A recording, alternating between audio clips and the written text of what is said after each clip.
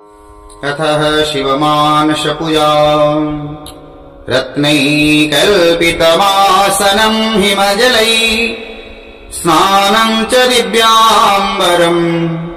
नानारत्नविभूषितम् मृगमुदा मोदाङ्कितम्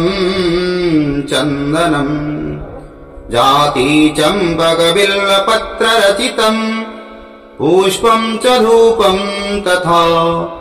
दीपम् देवदयानिधे पशुपते हृत्कल्पितम् गृह्यताम् सौवर्णेन वरत्नखण्डरचिते पात्रे घृतम् पायसम्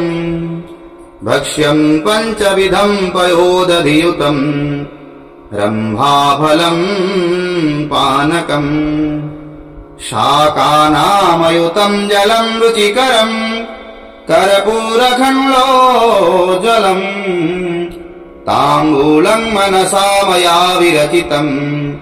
भक्त्या प्रभो स्वीकुरु छत्रम् चामरयोर्युगम् यजनकम् चादर्शकम् निर्मलम् वीणाभेमृदङ्गकाहलकला गीतम् च नृत्य तथा साष्टाङ्गम् प्रणतिः स्तुतिर्बहुविधा